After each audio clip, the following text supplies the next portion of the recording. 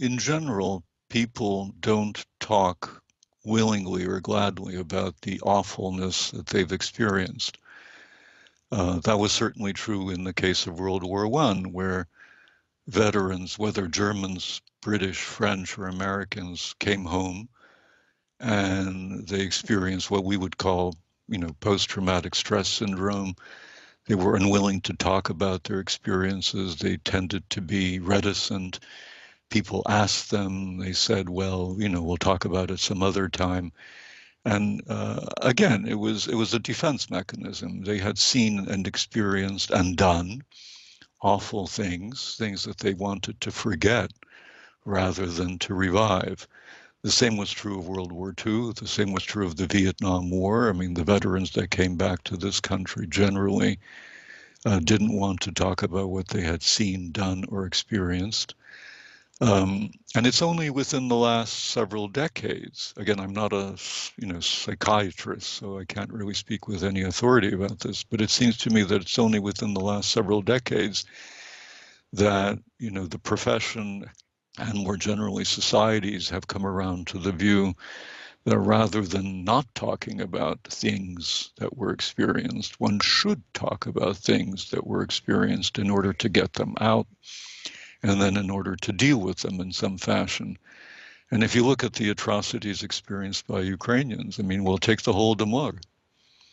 For decades, the only real survivor testimonies were collected in those two books, The Black Deeds of the Kremlin, and many of those were done anonymously, so we didn't really know who these people were.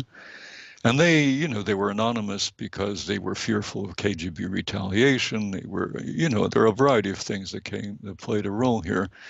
But part of the problem was that people just didn't want to talk about their experiences. They were too terrible. The same was true of World War II, especially of the massacres perpetrated by the NKVD in Western Ukraine in the summer of 1941.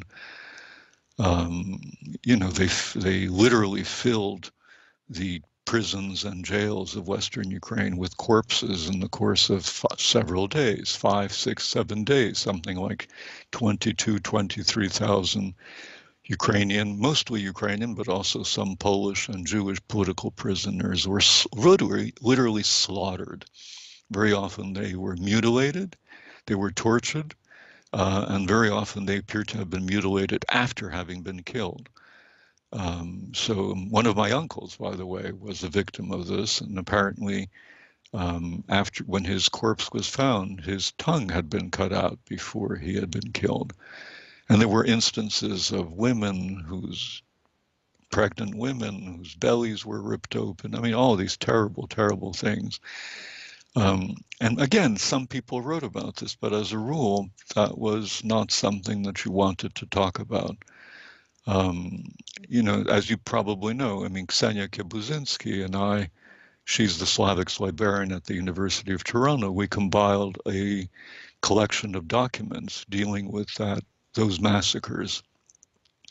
And there were many, but it's certainly not the kind of thing that people generally talk about in, let's call it, polite company.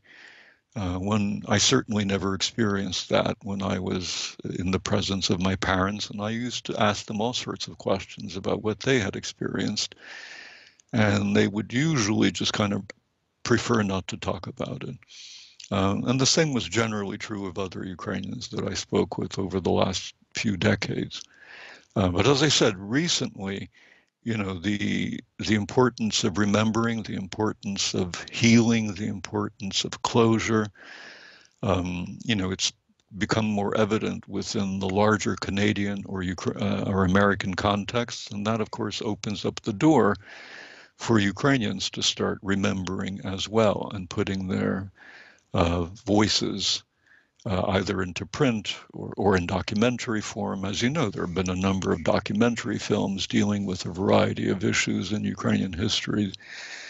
So increasingly, people will talk about this. And I think today, and certainly in the foreseeable future, we're going to have far more written as well as video, as well as documentary evidence of the war crimes that people experienced in the current war. if only because, I mean, the Ukrainian government is noting this down. Foreign journalists are keeping tabs. You're keeping tabs. I'm keeping tabs. I mean, you know, this is no longer a secret. And I think people will be talking very openly about this. They already are.